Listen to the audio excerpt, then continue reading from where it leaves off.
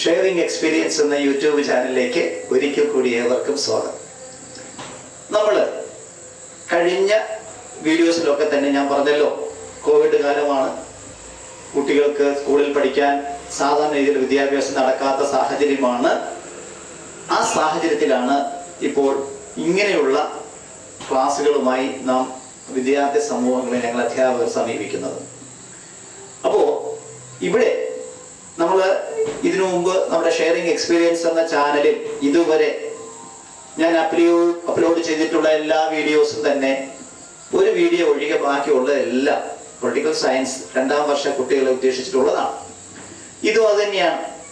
കാരണം ഞാൻ പറഞ്ഞല്ലോ, നമ്മുടെ ഈ കോവിഡ് ഭീഷണി കഴിയുന്നത് വരെ തൽക്കാലം കുട്ടികളുടെ എൻ്റെ പ്രാഥമിക ഉത്തരവാദിത്വം എനിക്ക് നിറവേറ്റുന്നുണ്ട് as a political science teacher എന്നുള്ള രീതിയിൽ. അപ്പോൾ അതുകൊണ്ട് അനുവാചകര് കുറഞ്ഞ് സഹകരിക്കുക. പൊളിറ്റിക്കൽ സയൻസിന്റെ വിഷയങ്ങളാണ് എല്ലാവർക്കും, +2 കുട്ടികൾക്ക് മാത്രമല്ല, മറിച്ച് general knowledge, current affairs, PSC ടെസ്റ്റിന് തയ്യാറെടുക്കുന്നവര്, ഈവൻ സിവിൽ സർവീസിന് തയ്യാറെടുക്കുന്നവർക്ക് പോലും സഹായകരമായ രീതിയിലാണ് കാര്യങ്ങൾ പോകുന്നത്. എല്ലാ അറിവ് ആർക്കും പ്രത്യേകത, അറിവ് എല്ലാവർക്കും പ്രാധാന്യമുള്ളതാണ്. അതിന്റെ അറിവിന്റെ സോപാനങ്ങൾ ആർക്കും കീഴടക്കാൻ കഴിയില്ലല്ലോ. നമ്മൾ എപ്പോഴും ജീവിതത്തിന്റെ എല്ലാ ഘട്ടങ്ങളിലും പഠിച്ചുകൊണ്ടിരിക്കുകയാണല്ലോ. അതുകൊണ്ട് എല്ലാ തരത്തിലുള്ള അറിവാണെന്ന് മാത്രം നമുക്ക് കരുതാം, അല്ലയോ? ശരി. അപ്പൊ അതുകൊണ്ട് ഇന്നത്തെ ഡിസ്കഷൻ ആരംഭിക്കുന്നതിന് മുമ്പ് എൻ്റെ ഈ ചാനൽ നിങ്ങൾ ഇതുവരെ സബ്സ്ക്രൈബ് ചെയ്തിട്ടില്ല എങ്കിൽ ഒന്ന് സബ്സ്ക്രൈബ് ചെയ്യുക, സപ്പോർട്ട് ചെയ്യുക. നിങ്ങളുടെ വിലയേറിയ അഭിപ്രായങ്ങൾ കമന്റ് ബോക്സിൽ രേഖപ്പെടുത്തുക. അതുപോലെ ബെല്ലൈക്കൺ അമർത്തിയാൽ ഞാനിടുന്ന എല്ലാ വീഡിയോവും കറക്റ്റ് സമയത്ത് തന്നെ, യഥാസമയം തന്നെ നിങ്ങൾക്ക് കിട്ടുന്നതായിരിക്കും. ഈ മുഖവരിയോടുകൂടി നമുക്ക് ആരംഭിക്കാം. ഷെയറിംഗ് എക്സ്പീരിയൻസ് എന്ന ചാനലിൽ ഇന്നത്തെ ക്ലാസ് അമേരിക്കൻ ഹെജുമണിയുടെ സവിശേഷതകൾ. ഞാനിവിടെ ബോർഡിൽ ഫോംസ് ഓഫ് അമേരിക്കൻ ഹെജുമണി എന്ന് കൊടുത്തിട്ടുണ്ട്. അതിനെക്കുറിച്ചാണ് നമ്മുടെ ചർച്ച.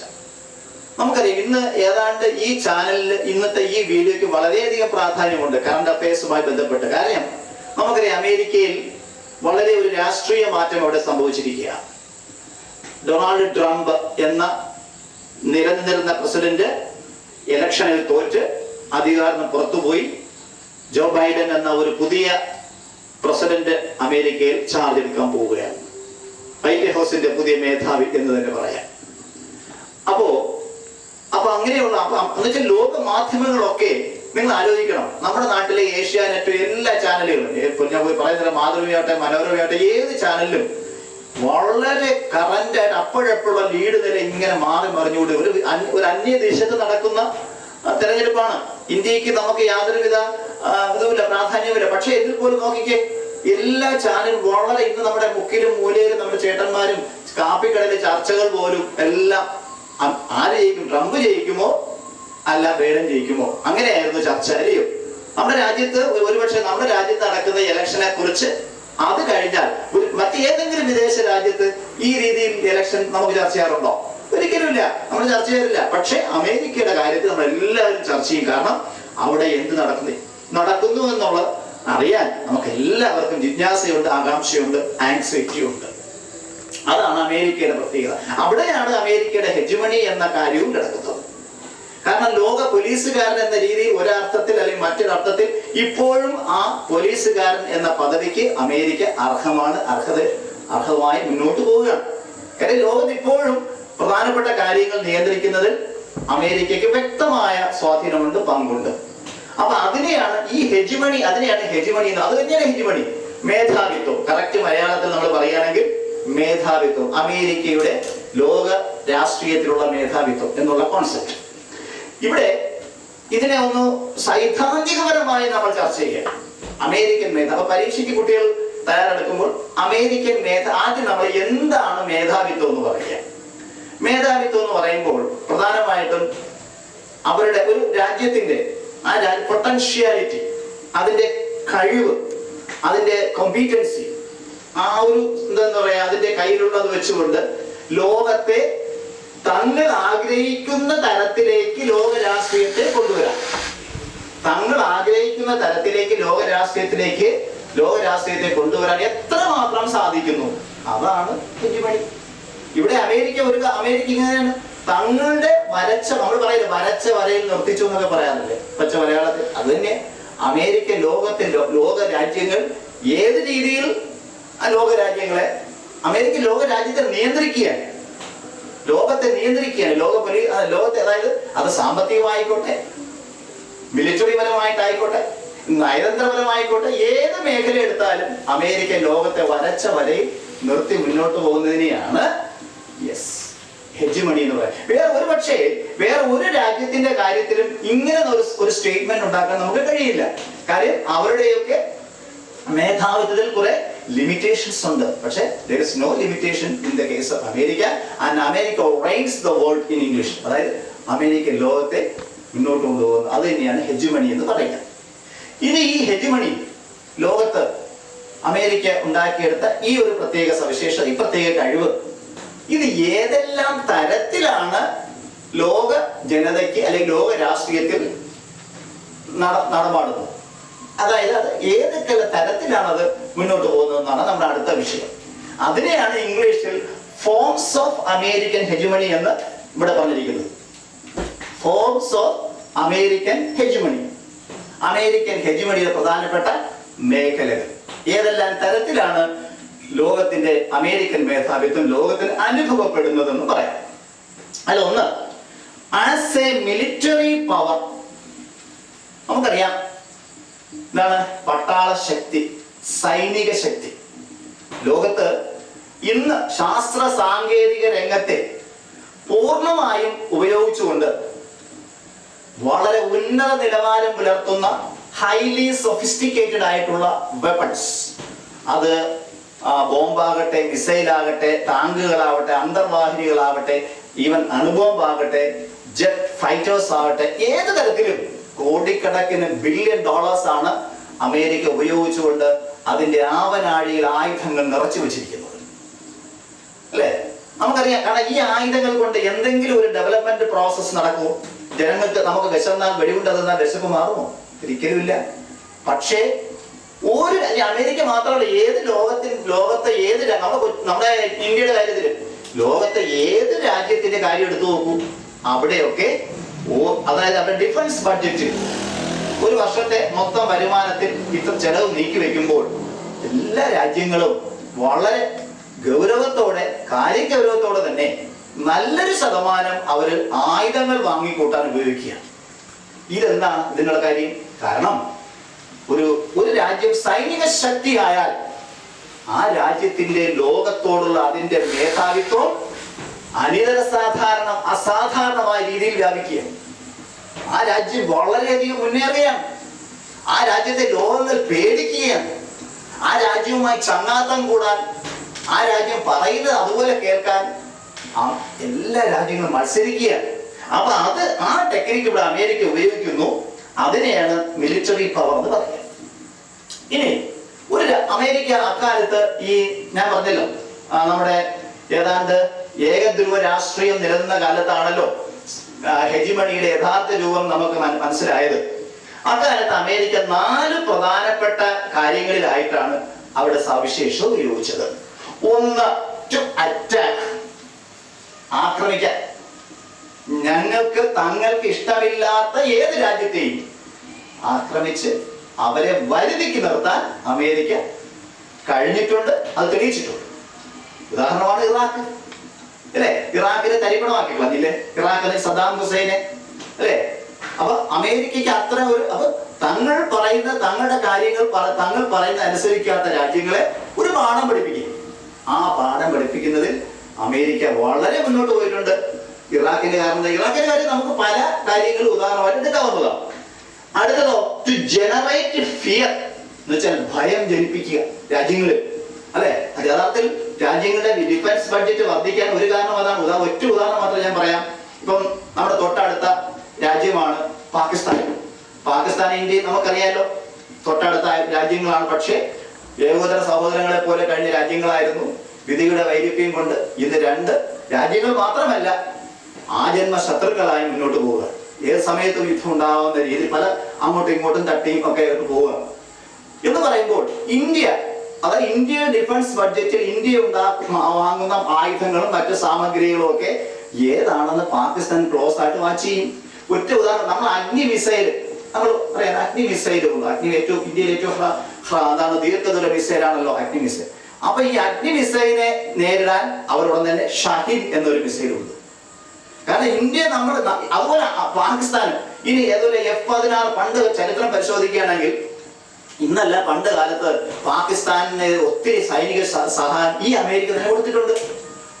അപ്പം നമുക്ക് സോവിയറ്റ് യൂണിയന് സഹായം കിട്ടിയപ്പോൾ ആ സമയത്ത് പാകിസ്ഥാന് അമേരിക്ക എല്ലാ സഹായം കൊടുത്തു. ആ F-16 യുദ്ധവിമാനം, ഇപ്പൊ നമ്മള് ആ F-16 ഒക്കെ ഇപ്പൊ അസ്ഥാനത്ത് അതിനേക്കാൾ സൊഫിസ്റ്റിക്കേറ്റഡ് ആയിട്ടുള്ള വെപ്പൺസ് ഇപ്പൊ വന്നിട്ടുണ്ട്. ഉദാഹരണത്തിന് ഇപ്പൊ നമുക്കറിയാലോ, ഇപ്പൊ നമ്മള് ഫ്രാൻസിൽ നിന്നും നമ്മളിപ്പോൾ ഇറക്കുമതി ഏറ്റവും ശക്തമായ നമ്മുടെ അഭിമാനമായ നമ്മുടെ ഒരു പുതിയ ഒരു വിമാനം നമ്മളിപ്പോ കൊണ്ടുവന്നിട്ടുണ്ടല്ലോ. യെസ്, അതൊക്കെ കാണിക്കുന്നത് എന്താണ്? ഓരോ രാജ്യവും അതിന്റെ സൈനിക ശക്തിയിൽ വളരെയധികം ശ്രദ്ധ പഠിപ്പിക്കും. ഇത് ഉപയോഗിച്ച് ഒരു രാജ്യത്തെ അറ്റാക്ക് ചെയ്യാം. അപ്പൊ പേടിയാണ് യഥാർത്ഥത്തിൽ ഇന്ത്യ ഇങ്ങനെയുള്ള ആയുധങ്ങൾ വാങ്ങിക്കൂട്ടുമ്പോ എന്താണ് പാകിസ്ഥാന് പേടി. പാകിസ്ഥാൻ എന്ത് ചെയ്യും? ഉടൻ തന്നെ അവരും ആയുധങ്ങൾ കൂട്ടും. ഇതേ ടെക്നിക്കാണ് അമേരിക്ക ഉണ്ടായത്. അമേരിക്ക ലോകത്തെ ഞങ്ങൾ പറയുന്നത് കേട്ടില്ലെങ്കിൽ അപ്പൊ ഇനി വേറെ കാര്യമുണ്ട്. അമേരിക്കയിൽ ഏറ്റവും ലാഭകരമായി പ്രവർത്തിക്കുന്ന പൊതുവെ എല്ലാം കാണപ്പെടുന്ന ഒരു ഇൻഡസ്ട്രിയാണ് ഏത്? നമ്മുടെ അവരുടെ ഡിഫൻസ് ബഡ്ജറ്റ് എന്ന് പറയും. അപ്പൊ ആ ഡിഫൻസ് അതായത് ആയുധങ്ങൾ ഉണ്ടാക്കുന്ന കമ്പനികൾ കോടിക്കണക്കിന് ബില്യൺസ് ഓഫ് ഡോളേഴ്സ് ആണ് അവര് മാസം ഉണ്ടാക്കുന്നത്. അതെല്ലാം ഈ മിലിറ്ററി പവറുമായിട്ട് ബന്ധപ്പെട്ട രാജ്യത്ത്. അപ്പൊ അമേരിക്ക അക്കാലത്ത് അറ്റാക്ക് ചെയ്യാൻ മാത്രമല്ല മറ്റു രാജ്യങ്ങളിൽ അതേ ഭയം ജനിപ്പിക്കുന്നതിനും അവരുടെ മിലിറ്ററി പവർ ഉപയോഗിച്ചിരുന്നു. അടുത്തത് ടു പണിഷ്. അത് നേരത്തെ അറ്റാക്കിന്റെ ഏതാണ്ട് ആ രൂപം തന്നെയാണ്. കാര്യതാ തങ്ങൾ പറഞ്ഞാൽ കേട്ടില്ലെങ്കിൽ അനുഭവിച്ചോ, ശിക്ഷിക്കും. അമേരിക്ക ഇറാഖിൽ ചെയ്തത്, അതുപോലെ മറ്റു പല രാജ്യങ്ങളിലും ചെയ്തുകൊണ്ടിരിക്കുന്നത്, ലോകത്തെ അൽഖ്വയ്ദയ്ക്കെതിരെയുള്ള നീക്കങ്ങൾ, അതെല്ലാം ഇതുമായിട്ട് ബന്ധപ്പെടും. അതുപോലെ പാലസ്തീനികൾക്ക് ഇസ്രായേലിനെ സഹായിച്ചുകൊണ്ട് പാലസ്തീനികളുമായിട്ടുള്ള ഇതെല്ലാം നമുക്ക് അവിടെ പറയാം. പ്രത്യേകിച്ച് അമേരിക്ക. കാര്യം അക്കാലത്ത് യഥാർത്ഥമല്ല അമേരിക്ക സഖ്യസേന എന്ന് പറയുന്നുവെങ്കിലും സദാം ഹുസൈനെ തോൽപ്പിച്ചതും ഇറാഖിനെ തകർത്തതും അമേരിക്കൻ സേനയായിരുന്നു. അതിൽ പേരിന് മാത്രമായിരുന്നു UN മറ്റു ചില രാജ്യങ്ങളിലും ചില പങ്കാളിത്തം മാത്രം. അതിലൊരു 90% അമേരിക്കൻ യുദ്ധവിമാനങ്ങളും അമേരിക്കൻ വൈമാനികരും അമേരിക്കൻ പട്ടാളവുമാണ് പങ്കെടുത്തത്. ഇപ്പോഴും ഇറാഖിലും അതുപോലെ അഫ്ഗാനിസ്ഥാൻ, വെരി ഗുഡ്. അഫ്ഗാനിസ്ഥാൻ നമുക്ക് ഓർമ്മയുണ്ട്. താലിബാനെ തകർത്ത് കളഞ്ഞില്ലേ അല്ലെ? ഇപ്പോ അതായത് അവരുടെ അമേരിക്കയുടെ പാവ ഗവൺമെന്റ് ആണ് എന്നുള്ള രീതിയിലുള്ള വിമർശനങ്ങൾ വന്നിട്ടുണ്ട്. അപ്പൊ അതുപോലെ തങ്ങൾ പറയുന്ന കാര്യങ്ങൾ അനുസരിച്ചില്ലെങ്കിൽ അവരെ ശിക്ഷിക്കാൻ ആ മിലിറ്ററി പവർ ഉപയോഗിക്കുന്നു. Then very much to preserve peace. അതാണ് സമാധാനത്തിനുള്ള, അതായത് സമാധാനത്തെ സംരക്ഷിക്കാനുള്ള ഒരു മേഖല. അതായത് ഇപ്പൊ നമുക്കറിയാം ഐക്യരാഷ്ട്രസഭയുടെ നേതൃത്വത്തിൽ ഏതെല്ലാം സേനകൾ വന്നിട്ടുണ്ടോ ആ സേനയൊക്കെ പീസ് കീപ്പിംഗ് ഫോഴ്സ് എന്ന പേരിലാണ് അറിയപ്പെടുന്നത്. കാരണം ലോകത്ത് ഒരു കാരണവശാലും അസമാധാനം ഉണ്ടാകാൻ പാടില്ല, ഭീകരത ഉണ്ടാകാൻ പാടില്ല. കാരണം ഭീകരതയും അസമാധാനവും ഒക്കെ ലോക ജനതയ്ക്ക് വൻ ഭീഷണിയാണ്. സമാധാനത്തിന് മാത്രമല്ല ഡെവലപ്മെന്റിനും വെൽഫെയറിനും എല്ലാത്തിനും ഭീഷണിയാണ്. അപ്പോൾ സമാധാനത്തെ പരിപാലിക്കുന്നതിന് വേണ്ടിയും മിലിറ്ററി പവർ. 4 കാര്യങ്ങളിലാണ് അമേരിക്ക അതിന്റെ വളരെ സമൃദ്ധമായ പട്ടാള അധികാരം ഉപയോഗിച്ചിരിക്കുന്നത്. ഒന്നുകൂടെ ഒന്ന് റിപ്പീറ്റ് ചെയ്യാണ്. ടു അറ്റാക്ക്, രാജ്യങ്ങളെ ആക്രമിക്കാൻ. 2, ടു ജനറേറ്റ് ഫിയർ, രാജ്യത്തിൽ അതിന്റെ ഭയപ്പാടുകൾ എഴുതി ചേർക്കാൻ, ഭയപ്പാട് ജനിപ്പിക്കാൻ. അടുത്തത് ടു പണിഷ്, ശിക്ഷിക്കാൻ. Then to preserve peace. അപ്പൊ ഇവിടെയൊക്കെ യൂസ് ഓഫ് സൊഫിസ്റ്റിക്കേറ്റഡ് വെപ്പൺസ് ആണ്. എന്താ ഈ സൊഫിസ്റ്റിക്കേറ്റഡ് വെപ്പൺസ് എന്ന് പറഞ്ഞാൽ? നമുക്കറിയാം അമേരിക്ക എന്ന് പറഞ്ഞാൽ വളരെ ഉന്നത രീതിയിൽ ശാസ്ത്ര സാങ്കേതിക രംഗത്ത് വളരെയധികം മുന്നോട്ട് നിൽക്കുന്ന രാജ്യമാണ്. അവരുടെ സാറ്റലൈറ്റ് വാർ അല്ലെ, അതായത് ബില്യൺസ് ഓഫ് ഡോളേഴ്സ് ആണ് സാറ്റലൈറ്റ് വാറിന് വേണ്ടി ഉപയോഗിക്കുന്നത്. അതായത് നമ്മുടെ സ്പേസിനെ ഒരു യുദ്ധ കളമായിട്ട് അല്ലെങ്കിൽ സ്പേസിനെ ഉപയോഗിച്ചുകൊണ്ട് സ്പേസിൽ നിന്നും മറ്റു രാജ്യങ്ങൾ ചാരോപഗ്രഹങ്ങളായിട്ട് ഏതായാലും സ്പേസിനെ കേന്ദ്രീകരിച്ചുകൊണ്ട് പോലും മറ്റു രാജ്യങ്ങളെ ആക്രമിക്കാനുള്ള ടെക്നോളജി ഇന്ന് അമേരിക്കയ്ക്കുണ്ട്. സോ അതാണ് സൊഫിസ്റ്റിക്കേറ്റഡ് വെപ്പൺസ് എന്ന് പറയുന്നത്. വളരെയധികം. അടുത്തത് സ്ട്രക്ചറൽ പവർ. ഈ സ്ട്രക്ചറൽ പവർ എന്ന് പറയുമ്പോൾ അതായത് ഗ്ലോബൽ പബ്ലിക് ഗുഡ്സ് എന്നൊരു സാധനമുണ്ട്. ഇപ്പൊ നമ്മുടെ ഇന്റർനെറ്റ്, ഈ ഇന്റർനെറ്റ് നമുക്ക് ഇപ്പൊ ഈ ക്ലാസ് ഒക്കെ നമ്മൾ എടുക്കുന്നത് എന്താ, ഇന്റർനെറ്റ് ഒന്നില്ലാത്ത സാഹചര്യം ഉണ്ട്. നമുക്ക് ഇങ്ങനെയൊക്കെ പറ്റൂ, എല്ലാവരും ഒന്നും പറ്റത്തില്ല. നമ്മൾ തീർച്ചയായിട്ടും ഇന്റർനെറ്റും അതിൻ്റെയൊക്കെ സഹായം ഉള്ളത് കൊണ്ടാണ് ഇപ്പൊ നമ്മൾ ഇതുപോലുള്ള യൂട്യൂബും സോഷ്യൽ മീഡിയയിലൊക്കെ നമ്മൾ കുട്ടികൾക്ക് അങ്ങനെയെങ്കിലും അറിവ് എത്തിച്ചു കൊടുക്കുന്നത് അല്ലേ. അപ്പൊ ഈ ഇന്റർനെറ്റ് ഒരുപക്ഷെ അമേരിക്കയിൽ ജന്മമെടുത്ത അമേരിക്കൻ മിലിറ്ററി രംഗത്ത് അവരാണ് ആദ്യമായിട്ട് ഇന്റർനെറ്റ് ഉപയോഗിച്ചതും. പിൽക്കാലത്ത് അത് ലോകത്തിൽ നിന്ന് നമ്മൾ എല്ലാവരുടെ കയ്യിൽ നെറ്റ് ഇല്ലെങ്കിൽ നമുക്ക് ഒരുപക്ഷെ ഓക്സിജൻ ഇല്ലെങ്കിൽ നമ്മൾ 2 മിനിറ്റ് അഡ്ജസ്റ്റ് ചെയ്യും. പക്ഷെ ഇന്റർനെറ്റ് നമ്മുടെ മൊബൈൽ ഇല്ലെങ്കിൽ നമുക്ക് ഒരിക്കലും പിടിച്ചിരിക്കാൻ പറ്റത്തില്ല. അത്ര നമ്മൾ ടെൻഷൻ പോയി, നെറ്റ് തീർന്നു. അപ്പൊ അങ്ങനെയുള്ള ആ പബ്ലിക് ഗുഡ്സ്, അത് ജീൻസ് അല്ലെ. ഇപ്പൊ എല്ലാവരും വളരെ ഈ ജീൻസും ഇന്റർനെറ്റും ഒക്കെ അപ്പൊ അതെല്ലാം ലോക മാർക്കറ്റിലേക്ക് കീഴടക്കിയിരിക്കുകയാണ്. ലോക മാർക്കറ്റ് കിടക്കും. അപ്പൊ അതൊരു കോൺസെപ്റ്റ്. രണ്ടാമത്തെ കോൺസെപ്റ്റ്, അമേരിക്കയ്ക്ക് നമുക്കറിയാം ലോകത്തുള്ള പ്രധാനപ്പെട്ട ലോക സാമ്പത്തിക IMF, വേൾഡ് ബാങ്ക് അല്ലെ. ഈ IMF വേൾഡ് ബാങ്കുമാണ് ലോക രാജ്യത്തെ ജനങ്ങൾക്ക് അവർക്ക് എന്ത് കൊടുക്കുന്നത്, അതൊക്കെ കൊടുത്തുകൊണ്ട് സാമ്പത്തിക സഹായം കൊടുത്തുകൊണ്ട് ആ രാജ്യങ്ങളൊക്കെ വികസനത്തിൽ കൊണ്ടുപോകുന്നു. അപ്പൊ അതിന്റെ മുന്നിലൊക്കെ അവർക്ക് തീർച്ചയായിട്ടും കൺട്രോൾ ഉണ്ട്. അപ്പൊ അവര് സാമ്പത്തിക രംഗം ലോകത്തെ ലോക സമ്പദ് വ്യവസ്ഥ എങ്ങനെ തീരുമാനിക്കണം എന്നുള്ള തീരുമാനിക്കുന്നതാണ് നമ്മൾ എക്കണോമിക് പവർ എന്ന് പറയാം. Then soft power, diplomatic power, influence using veto power in the UN Security Council. ഐക്യരാഷ്ട്രസഭയുടെ സെക്യൂരിറ്റി കൗൺസിലാണല്ലോ ഏറ്റവും ശക്തമായത്. അവിടെ 5 രാജ്യങ്ങളുണ്ടല്ലോ, ഏറ്റവും big powers: Russia, America, France, China, Britain. ഇതില് ഒരുപക്ഷെ അമേരിക്കയും റഷ്യയും, പണ്ട് സോവിയറ്റ് യൂണിയൻ, അമേരിക്ക അന്ന് സോവിയറ്റ്, ഇന്ന് അമേരിക്ക റഷ്യയും അവര് ആണ് ലോകത്ത്. പിന്നെ ചൈന ഒരളവ് വരെ ചൈന ഒരു പ്രത്യേക രീതി ചിന്തിക്കുന്നുള്ളൂ. ബാക്കി എന്നാൽ ഫ്രാൻസും ബ്രിട്ടനും അമേരിക്കയും ഒക്കെ ഏതാണ്ട് ഫ്രാൻസും ബ്രിട്ടനും അമേരിക്കൻ ലൈനിലാണ് ചിന്തിക്കുന്നത്. അപ്പൊ അത് ഉപയോഗിച്ചുകൊണ്ട് ലോക രാജ്യത്തെ ഏതെല്ലാം രാജ്യങ്ങൾക്കെതിരെ നടപടിയെടുക്കണം, എവിടെയൊക്കെ എക്കണോമിക് സാങ്ഷൻ കൊണ്ടുവരണം, എവിടെയൊക്കെ പട്ടാളത്തെ അയക്കേണ്ട. ഒറ്റ ഉദാഹരണം മാത്രം പറയാം. ഇസ്രയേലിൽ അല്ലെ, അതായത് സദാം ഹുസൈൻ, സദാം ഹുസൈനിൽ ഇത്ര കണിശമായ നടപടിയെടുത്ത അമേരിക്ക എന്തുകൊണ്ട് പാവപ്പെട്ട പാലസ്തീനികൾക്ക് അവരുടെ ഭൂമി ഇല്ലാതെ അവിടെ എത്രമാത്രം ഇസ്രായേൽ എന്തുമാത്രം ആക്രമിച്ചു, കീഴടക്കി, അവിടെയൊക്കെ ഇല്ല. പക്ഷെ അവിടെ ഒന്നും അമേരിക്ക അത്ര താല്പര്യമെടുത്തില്ല.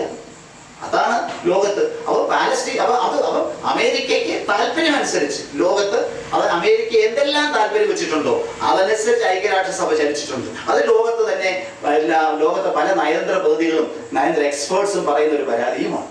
അപ്പൊ ഈ 4 കാര്യങ്ങളാണ് എന്ന് പറയുമ്പോൾ 3 കാര്യങ്ങളാണ് ഫോംസ് എന്ന് പറയുന്നത്. ഒന്നാമത്തത് military power, economic or structural power, diplomatic power. ഇത് 3ഉമാണ് അമേരിക്കയെ ഒരു അമേരിക്കയായിട്ട്, അമേരിക്കൻ മേധാവിത്വം എന്നതിന് റിയാലിറ്റി ആയിട്ട് ലോകത്ത് മാറ്റിയിരിക്കുന്നത്. ഓക്കെ, അപ്പൊ കൂടുതൽ വായിക്കുക, നിങ്ങൾ ഇതിനെക്കുറിച്ച് കൂടുതൽ വാർത്ത കേൾക്കുക, പത്രം വായിക്കുക, കൂടുതൽ ഇതിന്റെ ഡേറ്റ കളക്ട് ചെയ്യണമെന്ന് ഒരിക്കൽ കൂടി ഓർമ്മിച്ചുകൊണ്ട് ഇന്നത്തെ ക്ലാസ് നിർത്തുന്നു. നന്ദി, നമസ്കാരം.